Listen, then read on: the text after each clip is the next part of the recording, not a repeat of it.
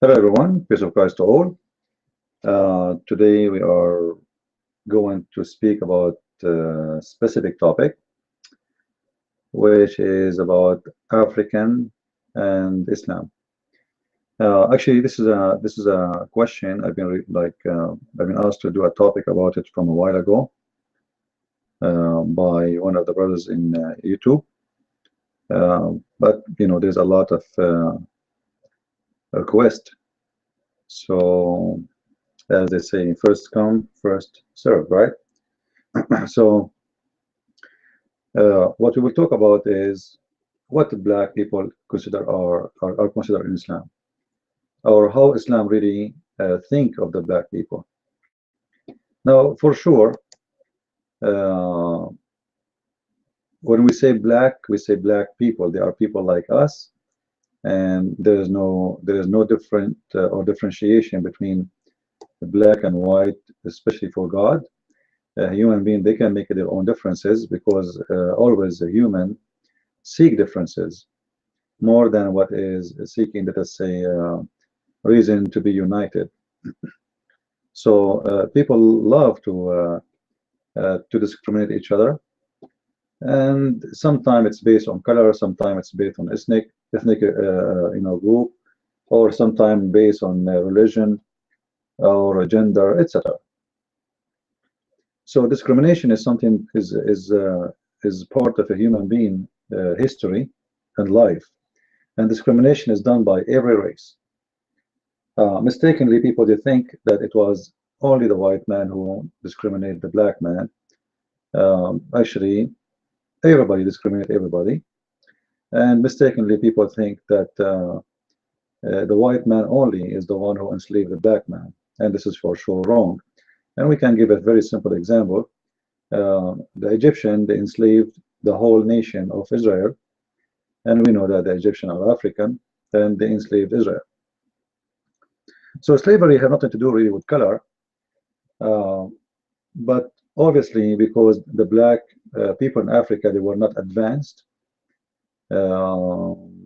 in weapon defense knowledge, so other ethnic groups, they took over them, and they were able to conquer them, or let us say enslave them. So this is something happened before, and something happened not long time ago, and I believe this will happen again, and it's happening today actually. But the way of slavery today is different. Corporation, they enslave the population, the whole population, white, black, it doesn't matter really. You are just a little tiny human being who walk behind the cashier machine trying to make living, and the corporation decide your fate. These days, corporation, they are so big to the point they have a budget bigger than a state. As an example, right now we are using Google. Google have a budget bigger than many countries exist in this earth. Actually, if I say that the budget of Google is bigger than all of African countries together, I will not be exaggerating. So slavery today have different faces and have different propaganda and different ideology. Slavery always exists, but they changed the skin of slavery. And sometimes you are a slave of your own, self, which means, you think you are free, and you act like as if you are free, or let us say, you convince yourself that you are free, but in fact you are a very, very slave.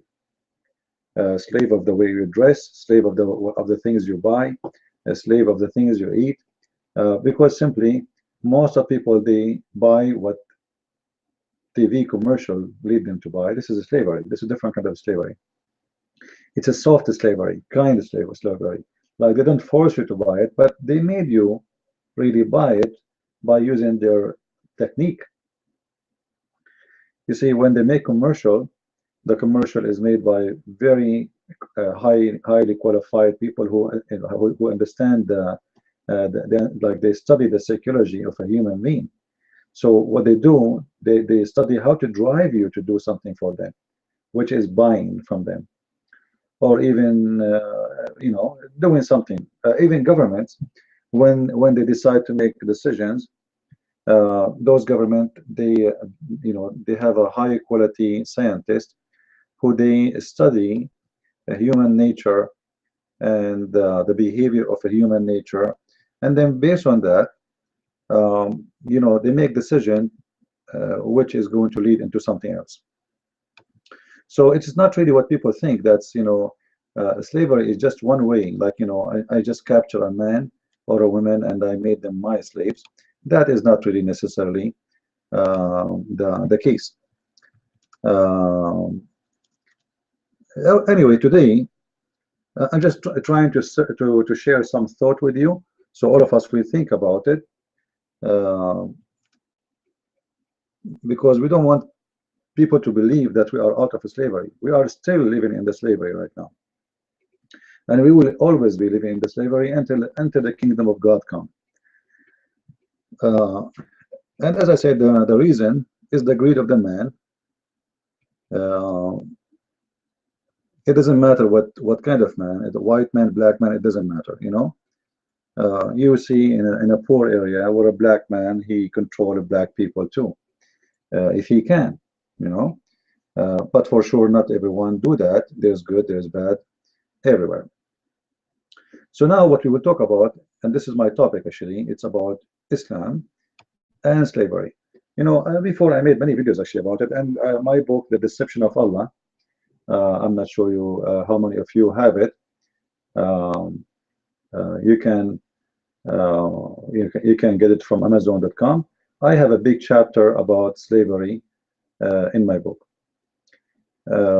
especially about Bilal, because Bilal, the Muslim, they use his name to deceive the African American, to make them, and African in general actually, to make them believe that Islam do not differentiate between black and white.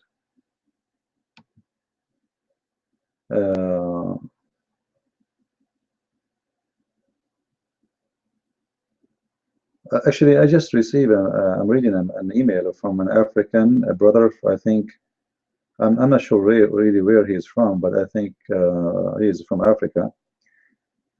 Actually, he's from Nigeria, from the city of Ibadan, Nigeria. And he is saying to me, I have learned a lot. God bless you. I would be glad if we have a shop of your book in Nigeria so we can access it, etc. Your blessings since I met you online. God bless you, your wisdom. Your video I watch has made me a nightmare to Muslims in my, etc. So he is like happy for learning from my videos, and that will make me really happy. And as we see, our brother here, he is an African, and we as a Christians, any Christian, he really discriminates between people by color or ethnic or anything. He is no Christian. Christianity is far away from discriminating. The second you discriminate, you do not know God. You do not know why God is, made you exist. It's a foolishness behavior. It's a selfish, and it's disgusting. And at the end of the day, discriminating someone will not make you comfortable, really. It's about based on hate. That means you have hate in your heart, and you can't get away with it. And hate something is very dangerous, because hate, what I know about hate, is the same as poison. You don't drink as liquid, but it is killing your body.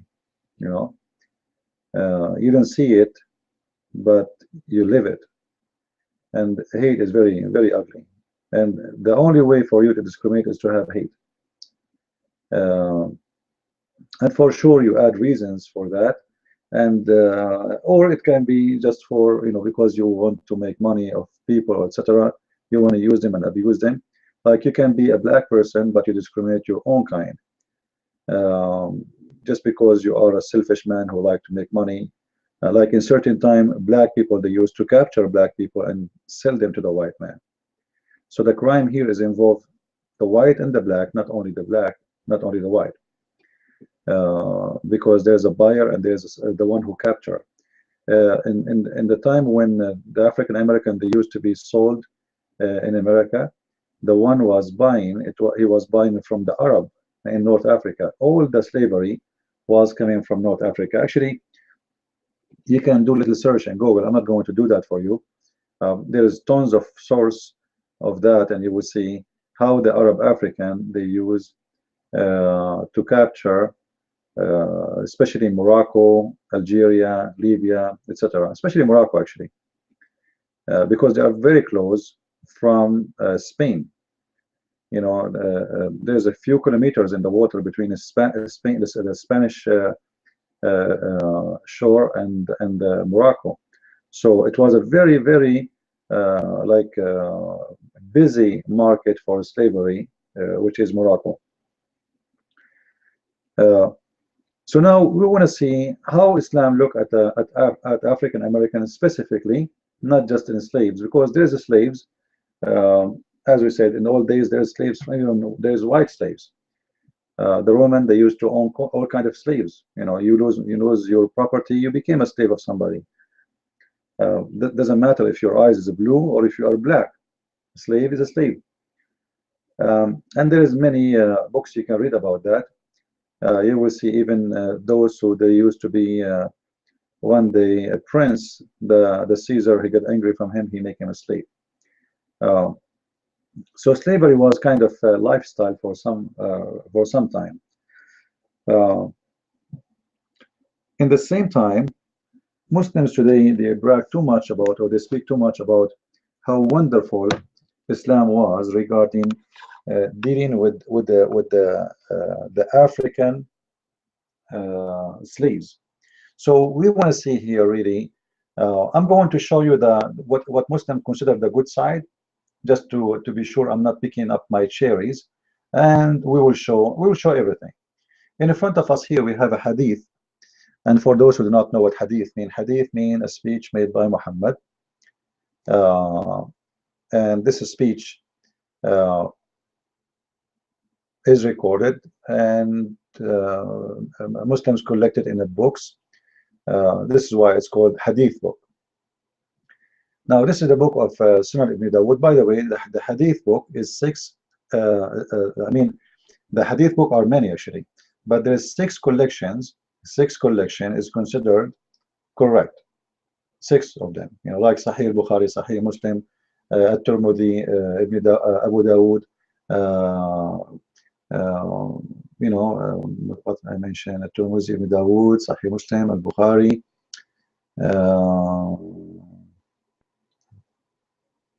I'm losing my memory. At-Tirmidhi, Muwatta Malik.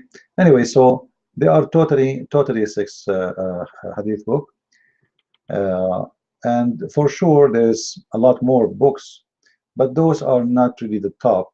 Those six collections are the top. Now here in front of us we see one of the Sahih books, and the hadith in front of us. However, here you see the Muslim, they say this is da'if. Da'if in Arabic mean weak, but weak doesn't mean it's not good. Weak still. I played a video about it. You can search in YouTube. There is a video made by a guy. His name Sheikh Hamza. Just type Sheikh Hamza weak hadith, and you will see his speech, and he will explain to you that weak hadith in Islam does not mean it is bad. Actually, it means it pass. It pass. All right. So Muslims, they try to fool you usually and say da'if, it's mean it's not accepted. However, I'm choosing this one because supposedly this one is good. So if the Muslim want to consider it da'if, which means they want to say we're rejected, let them reject it. It's up to them.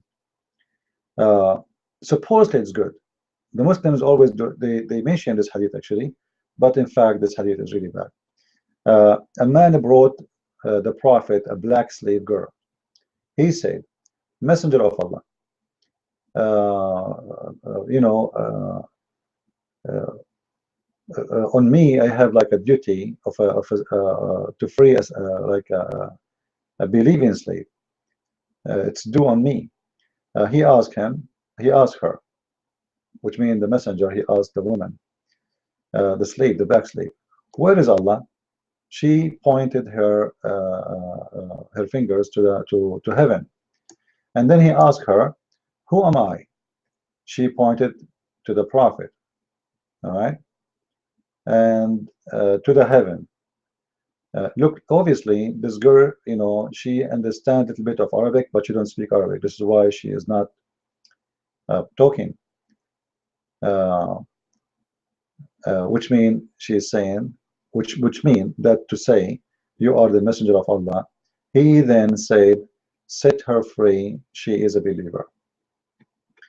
Now, if you analyze this hadith, you will see how bad it is, because this black slave, she was granted freedom because she is a believer. So Muhammad, he had to go through examination step by step, and you will notice here that Muhammad, he told them and he encouraged them to free believing slaves. Believing slave, not any slave, believing slave. So which means the release of a slave in Islam have to do with joining Islam. And I believe this was one of the way of Muhammad propaganda, especially in the beginning, to increase the number of Muslims. Because the news now will say is, you know what, if you are a black slave and you want to earn your freedom, became a believer slave. So it was a very evil plan to make people convert. You know, imagine yourself, you are a slave. You know what slave means? I think it's something disgusting, right? Especially if you are a female, where people rape you, your dignity is lost. Anyone he can take you, your master can lend you out as if you are a sex toy. They can use you anywhere. He can force you into prostitution. Actually, the Quran says that.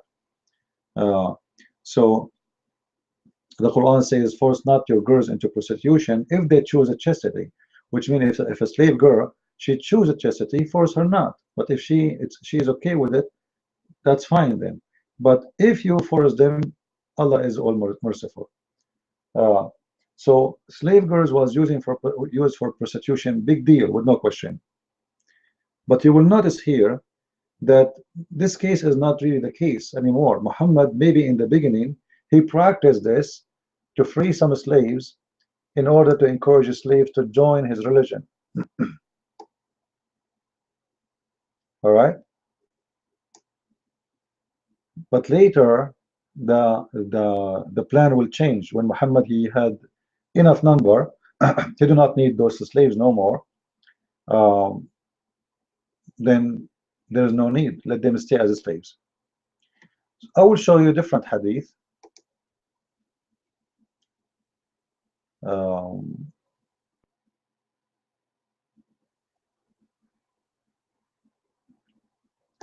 You will see here Muhammad in his house, all his servants are black slaves, like we know about Bilal, very well known. But in this case here, you will see, I came and behold, Allah Messenger was staying on the mashraba. It's like a high place. And the black slave of Allah Messenger was at the top of its stairs. So what Muhammad he have in his house? He have a black slave. He's not a black man, he is a black slave. So Muhammad, he owns slaves who live in his house, and this is not a secret. And actually one of the names of Muhammad was Ba'i'ul Abid. Ba'i'ul Abid, which means he sells slaves. And actually I will show you some hadith about that. So you see here that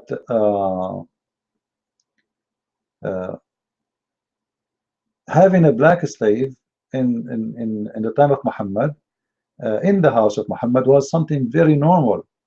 You know, God knows how many black slaves, to the point Umar al-Khattab, you don't even remember his name. You see, when you say Umar al-Khattab is a person who come every day to the house of Muhammad, all right, but yet he cannot remember the name of the black slave, because obviously there's a lot of them. And a black slave of Allah Messenger was in the top of its stairs. So how many black slaves Muhammad has? We do not know. All right. Let us see different hadith.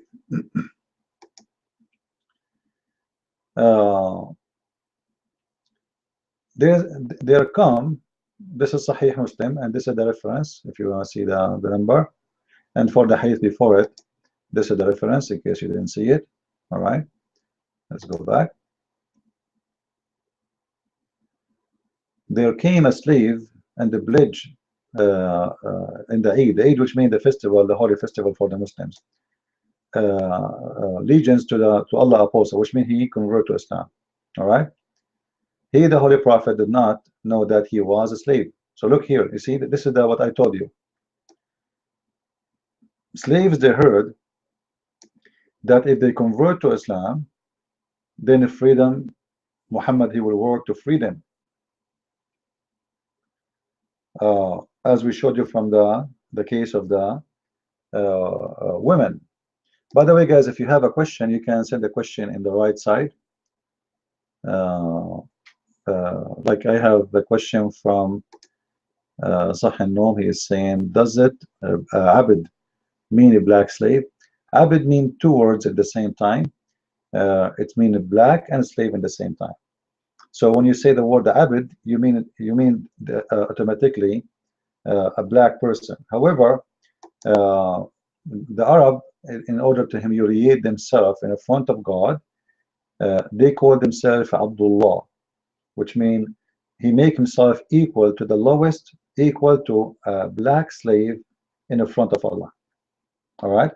So a Muslim, he have no problem to be called the Abid, like he's insulting himself actually when he call himself Abid. It's an insult. It is like a way of being very, very, very humble. So you say, I am Abid of Allah, like I am like a black slave. All right. So actually, this is a racist phrase Muslims use to humiliate themselves in front of Allah. But he will not accept you to call him Abid of someone else. Remember, Abdullah, it's fine for them, but Abid to a different man, no. Which means it's an insult to be called Abid. In this case here, what we see, this man, he came and he pledged to Muhammad, promising him to emigrate with him and to be a Muslim, to migrate with him to a different city.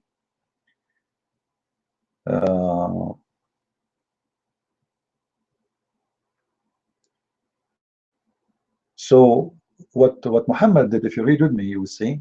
I hope that the screen is clear. Let me see how clear the hadith is. Tell me, guys, if the hadith not clear on the screen on your side. Let me know. Maybe I need to make it bigger a little bit. All right, maybe this is better.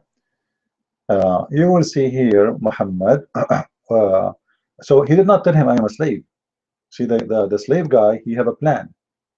All right, he just told him, Muhammad, I became a Muslim, I want to be with you, etc. Then there come his master, and he demand him back. So the guy is trying to escape being a slave. He want to go with Muhammad to migrate.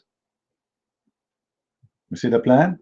Obviously, the slave is not really interested of Muhammad. He wanna get his freedom. He's buying his freedom by joining Muhammad. Whereupon Allah apostle said, sell him to me. Here we go. The bargain start. And he bought him for 2 black slaves. Here we have to stop and think about it.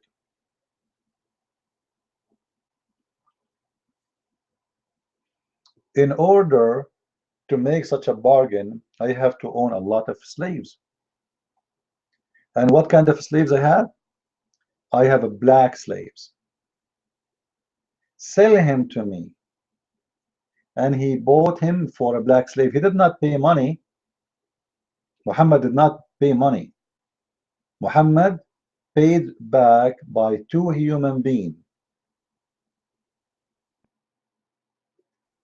And here we see the hypocrisy of Muslims when they speak about freeing slaves. it's obvious that all what Muhammad wants, he wants slave to join him because he's very short in number, and uh, that was a plan.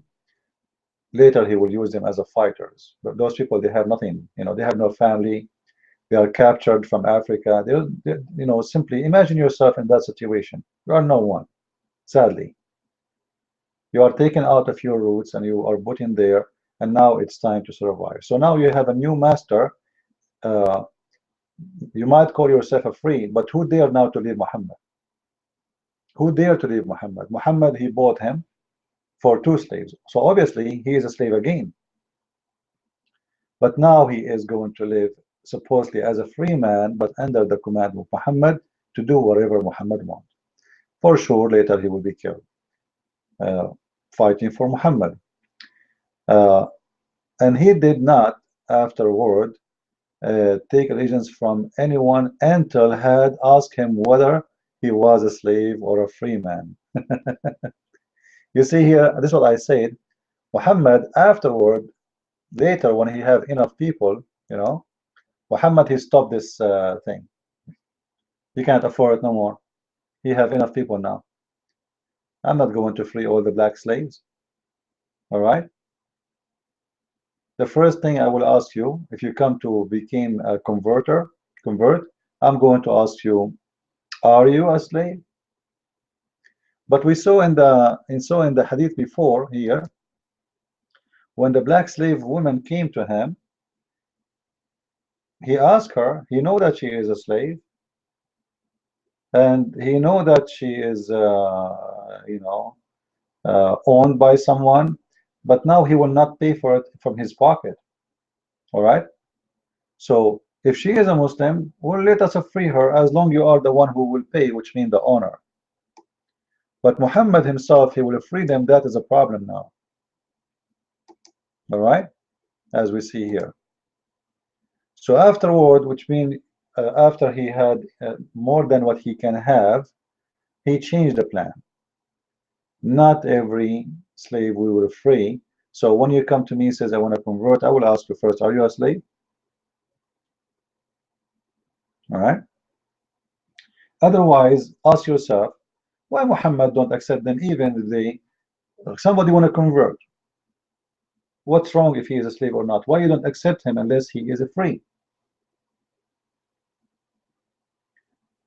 Obviously, because now if he convert, he have to do what he did to others, and he have to free him or buy him, and he will become the new master. So Muhammad, he had that plan for a while until he had more than enough like numbers of slaves, and then he had to stop doing this. But the most important here in this hadith, that Muhammad is exchanging slaves by slaves. So it's like a stock market. In order to deal with it, to have a business in the stock market, I have to buy stocks. And Muhammad, he owns slaves and he sells slaves. And as I said, one of Muhammad's names was Ba'i al-Abid, the one who sells slaves. Now we go to different hadith here.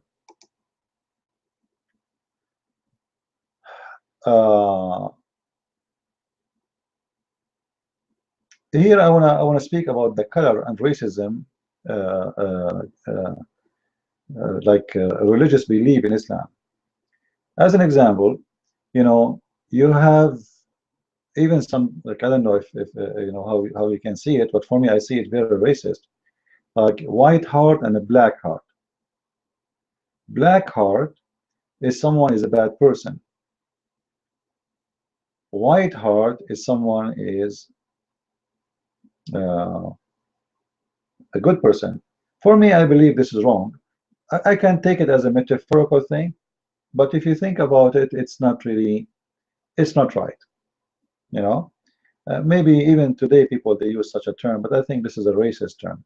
I'm not going to concentrate too much about this, but obviously in the culture of Islam, black and white is it have to do with the color, you know, I mean the good and the wrong. Uh,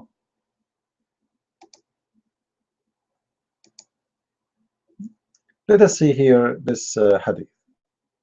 I asked the Messenger of Allah about all black dogs, and he said it is a devil. It's very clear and very well known that Muhammad, he ordered to kill black dogs. All right, any dog is black, we should be killed. But what is the reason? What is the secret behind killing black dogs? By the way, not only black dogs, black cats, black horse. If the animal is totally black, he have to be killed in Islam. So if you have a horse does not have any spot of white in his body, his face, you know, somewhere, that should be killed. Totally black is a devil. And this is what we see here in this case. In this case here, black dog should be killed. They are not talking just about a black dog. They're talking about a black dog which is totally black, or a black cat. If you see a black cat, according to Islam, should be killed. Now, if the black cat have some white in it, or in the neck, like if she is lucky, have some white or other color, she can survive. They will not kill her. But if she is totally, if the cat totally white, totally black, sorry, then the death is a must. Now, if we think about this, the black dog is a devil, and this is the prophet of Allah, who is supposedly don't say things from his own desire. He is said by or base of the teaching of Allah.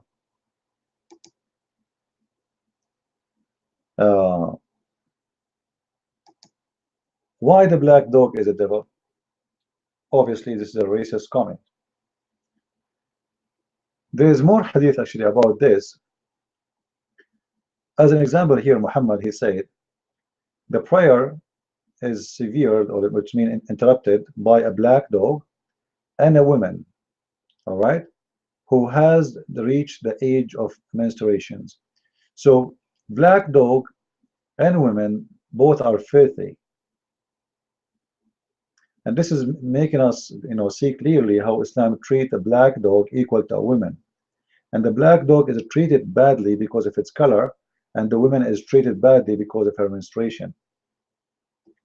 If we continue here,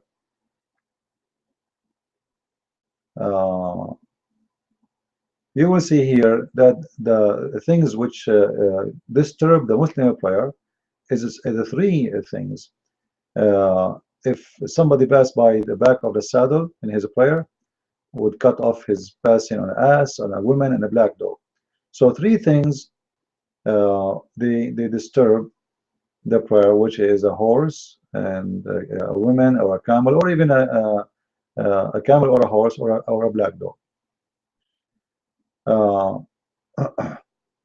And here you will see somebody asking Muhammad, what about the black dog?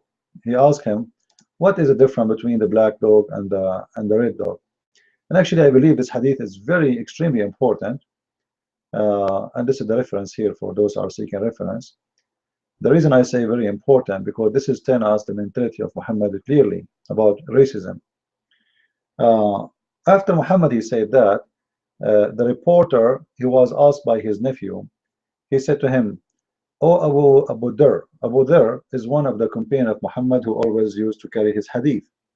What features is there in the black dog which distinguish it from the red dog, the yellow dog? He said, "O son of my brother, I asked the Messenger of Allah as you asking me, and he said, the black dog is a devil." So what is the distinguish between this dog and other dogs? Like what the problem with the black dog? Why there's no problem with the yellow dog or the red dog? What is this distinguish between them? The distinguish between a black dog and a red dog, it is the color. So the black dog is a devil. So the devil have a color. Obviously, the devil in Islam have a color, and that is the black. If you are a black, you have the color of the devil. And I don't mean to insult anyone who is black. I'm just telling you what Muhammad he said. So don't be offended, okay? I believe being evil have nothing to do with your color. It's very stupid, actually. And me myself, I have one of my best brothers I ever met in my life. He is a black person, and if I tell you that this person is the best thing happened to me in my life, you will not believe it. He is really a wonderful person, and he is a black man. Actually, once I left my house, and I thought I closed the garage. I have my neighbor. He's a black man. Uh, he sat in the front of his house just to guard the garage until I came back to be sure nobody will get in. And when I came in, I found the garage door open. Uh, he said, "Man, you are late. You know, I'm sitting all the time just to be sure nobody get in." I don't know what to say to him, really, you know, because simply garage door is open, the house is open. And look how nice he is, how decent, how good man he is. So being a black, being white, there's bad, there's good everywhere. Some people, they might say to you, why then there's high crimes between black people, as an example, in America? Well, you need to understand that there's many still they are living. They did not get into the education. Education is bad, you know, because you know, family is the root of everything.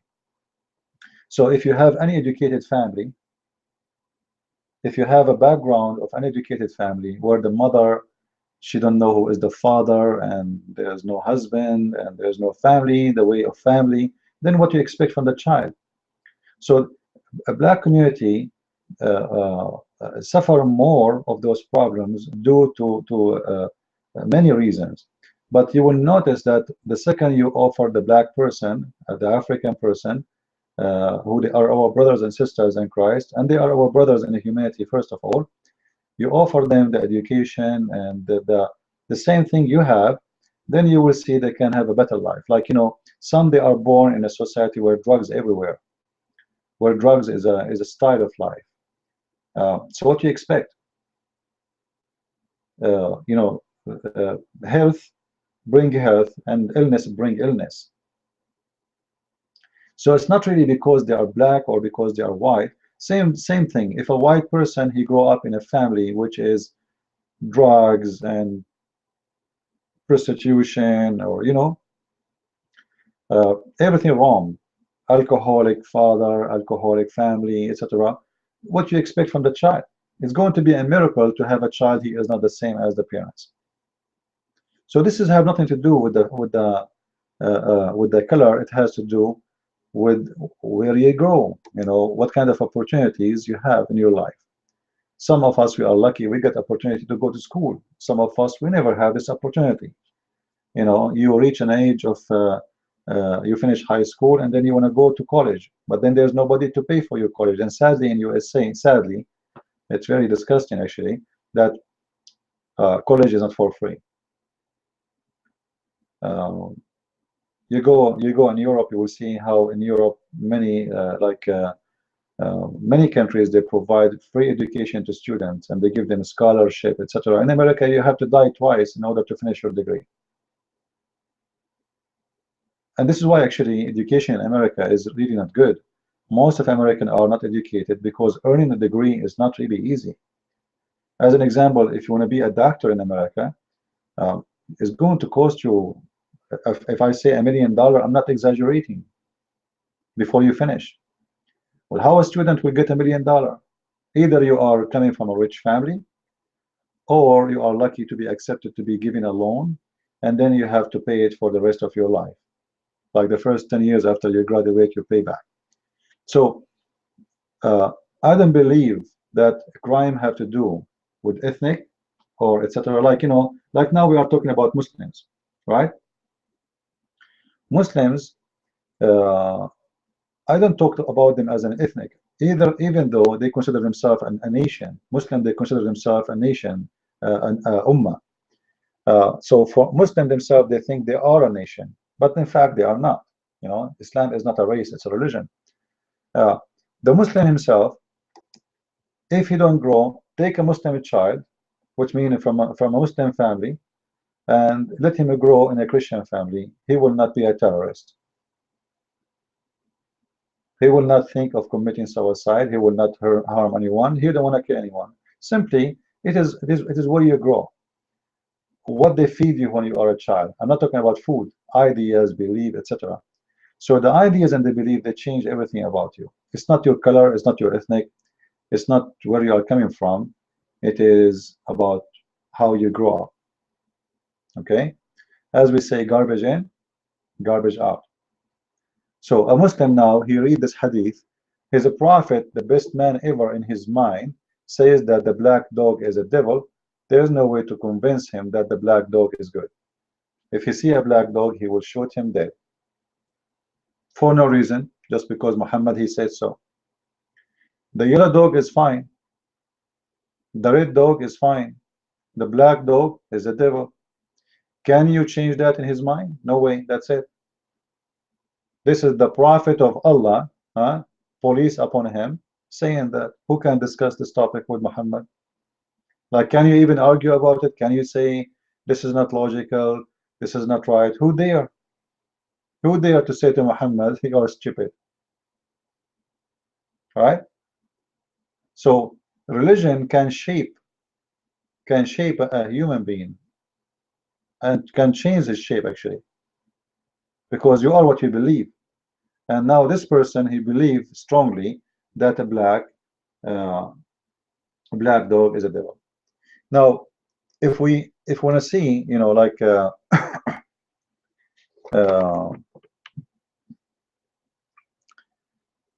there's a hadith about Muhammad. He saw in his dream a man who is destroying the Kaaba. A man who is destroying the Kaaba, and he was an African. Let me remember the hadith, what it says in Arabic, so I can search it. What it says, and this is how I find the hadith, by the way. Sometimes it's very hard to remember everything.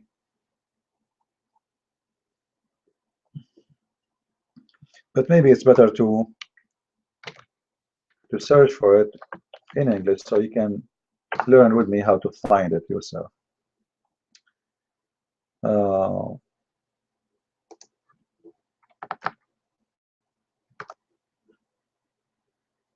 Let us see.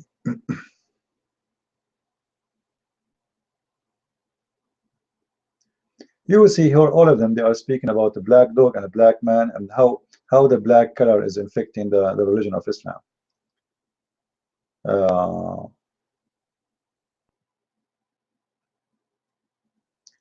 Actually, here there's a story I would like to share with you, which I find really funny. Before we go to the Satan issue, a man here, he came to Muhammad and he said to him, my wife, she gave birth to a black boy, and in our house, in our families, we don't have anyone black. So Muhammad, he said to him, do you have camels? The man, he said yes. He said, what its color? He said red. He said, does it have a black? Like, you can read in English if I'm reading Arabic. He said, no, there's not even one of them are black, but there is some of them have like colors, you know, mixed. You know, so then he said, so how does it happen? Obviously, they took the color from them, you know. But if you think about it, how does happen actually? This is impossible. If the both parents are white, the son will not be black. What does have to do with the camels? Camels, they have sex all together, and you know, they don't have, like, it's not a race. Camels have many colors, and there is not one wife and one husband and one family and one nation, and they are separated. White men, white women in their family, they have no black. How the son is black? Obviously, Muhammad, he come with a very funny, stupid explanation. And for sure, you can come with your comment if you are a Muslim, try to defend that. Now we go back to the story of the black man is the devil, trying to find it.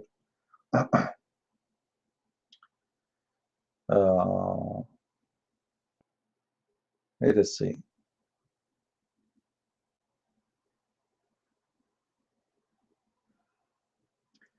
Actually, before I forget, as long as I'm here, let me search for the black stone, because this is another issue. Before we go to the black man is a devil, the black stone used to be white like milk. All right, the black stone, as you know, is a stone supposedly is coming from the paradise, and the sin of mankind made the black stone white. Actually, here we go. We found the black person who is destroying the Kaaba. This is the devil. This is Sahih al-Bukhari, and this is the reference in the front of your eyes. The Prophet said, as if I were looking at him, a black person with thin legs blocking the stones of the Kaaba one after one. All right, and here he is describing the devil. The devil, his target and his dream is to destroy the Kaaba. All right, the title of the hadith actually, an army will attack the Kaaba and is going to they will be destroyed. The earth will swallow them. All right, so here Muhammad reporting what kind of a person, the one who will try to destroy the Kaaba, the devil who will do that. He is a black person and he have thin legs, and simply Muhammad is describing those poor hungry black people. At that time, even like those who are supposedly, like, I mean, the slave, they don't give him really a food, they give him food to survive, and they work from the morning until whatever, until the time like they are dead.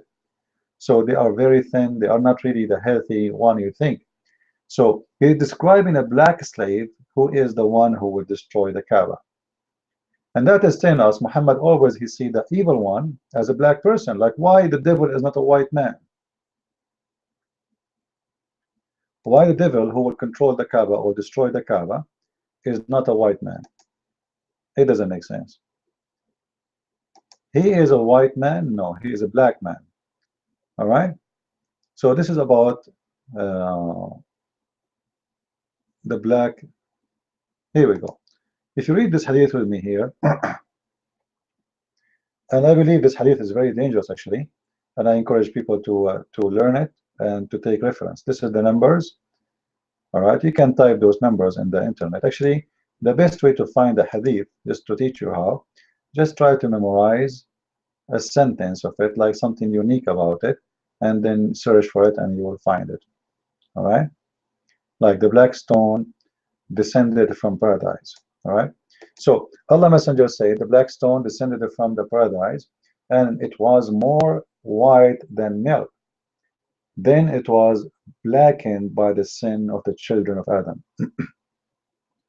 Now if you think about it, maybe some of you are like let us say you don't see it the way I see it. I see it very ugly, and the reason I say that because what he's saying here, that the reason for the black stone to turn black, it was the sin.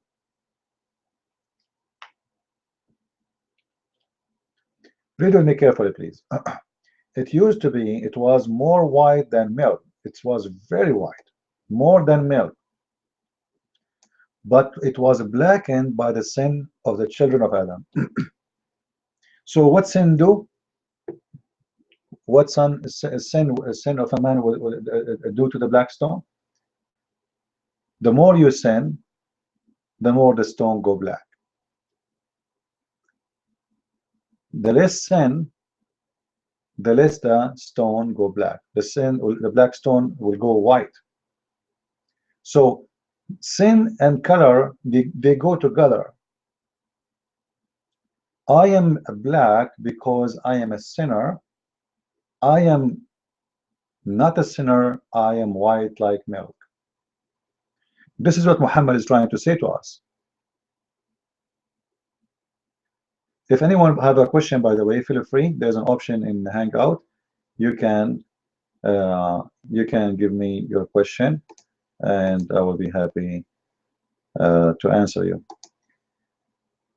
So I believe this is giving me a very clear image of how Islam think of a black person. And if you cannot see it still, it's mean you are blind, really. You don't want to see. Like, you know, if you are a black person and you converted to Islam and you think, no, Islam is not like that. And they told you about Bilal. If I show you about Bilal, you will feel how disgusting the life of Bilal is. Bilal, Muhammad, he died, and Bilal still was a slave. Did you ask yourself why Muhammad did not free Bilal? And you will see the poor Bilal. If I type Bilal, you will see a lot of hadith about Bilal. But Bilal simply, this is a different one. Bilal is a servant, you know. Prepare for us the food, Bilal. Clean the food, Bilal. You know, and Muhammad, he keeps saying things to Bilal, but Muhammad is simply, he don't care really for Bilal. Like, as an example,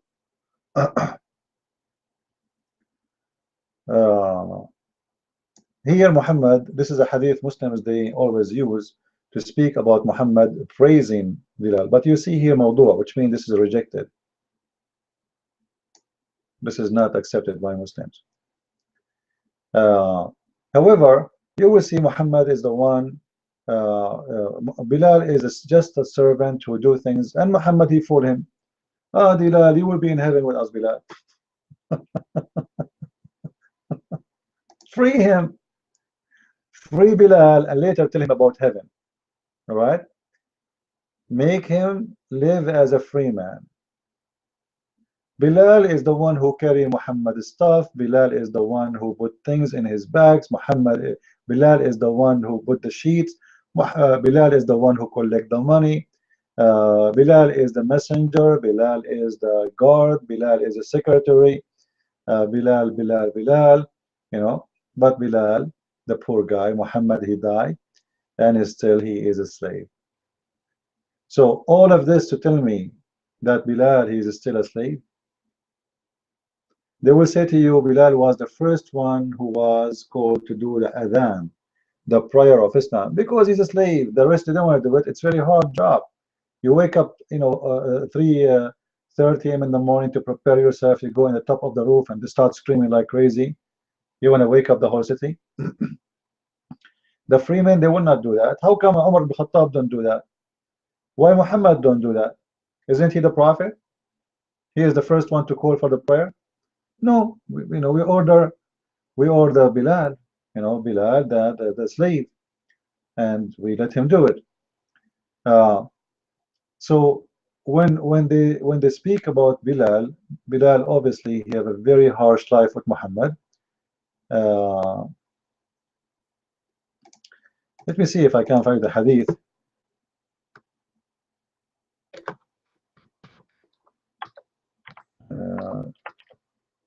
Where he come to Abu Bakr. He come to Abu Bakr. Bilal, he come to Abu Bakr and he asked him, if you bought me for yourself, here we go. If you bought me for yourself, all right, well, you know what? Keep me for yourself.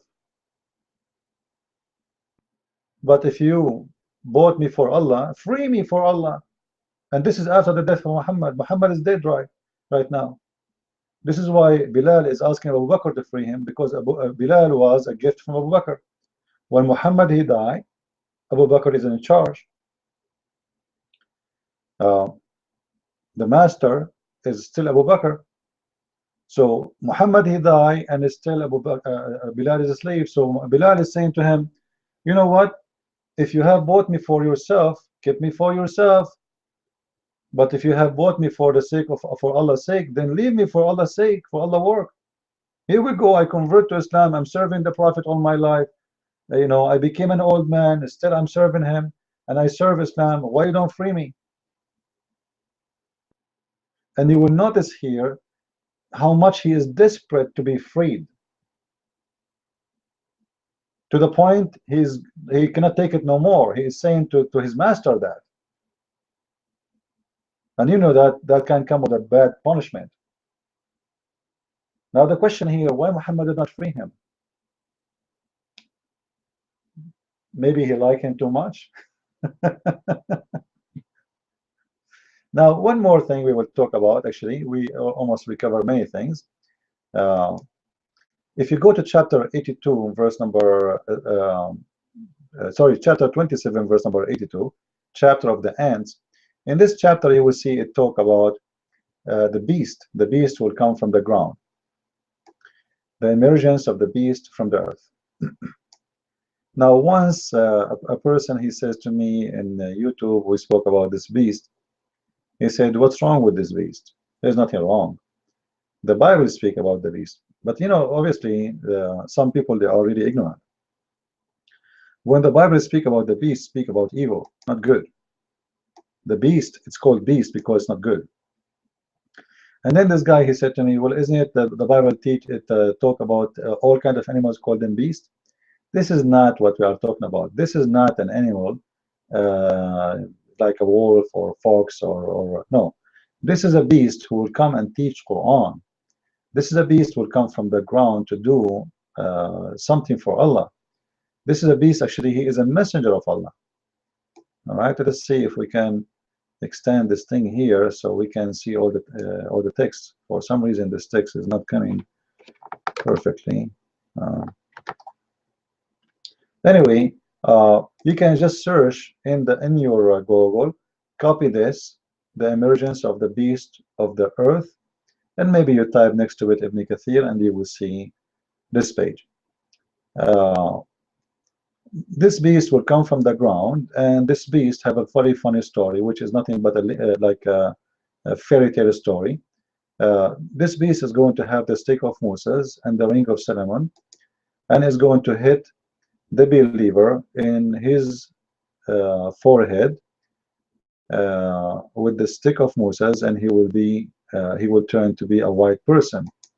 And he is going to hit the disbeliever with the ring of Solomon, and he will turn to be a black person. You can read the whole thing, but you know, just to save our time from this, I'm going to go where it says that. Here we go. تخرج دابة من الأرض ومعها عصا موسى وخاتم سليمان. A beast will come from the ground, with it the stick of Moses, or the staff of Moses, and the ring of Suleiman. And then is going to hit like was going to box you for the infidel with the ring. Sorry, is going to hit the infidel بالعصا and تجلي وجه المؤمن بالخاتم. Sorry, I was mistaken about this here. I think it says that you will hit the translation. Is going to hit your face, or sorry, the nose of the kafir with the stick of Moses, and is going to hit the infidel with the ring of Solomon. And simply what will happen to the kafir, he will turn to be black, and what will happen to the believer, he will turn to be white. We will see here that here. And the beast will emerge from the earth, with it will be a staff of Moses and the ring of Solomon. And it will strike the nose of the disbeliever with the staff, and it will make his face of the believer bright. Okay, just wait. Actually, the translation, I believe, wrong.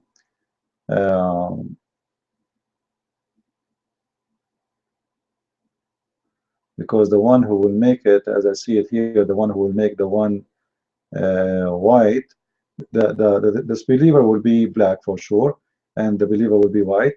but in here about the translation of the what will make it white. And here it says is going to hit the nose of the kafir by the stick of Moses.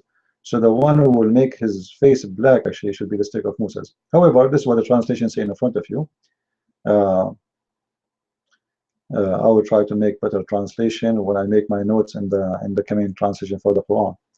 So, and it will be strike the nose of the disbelievers with the staff, and it will make the face of the believer bright with the ring. Here we go. Yeah.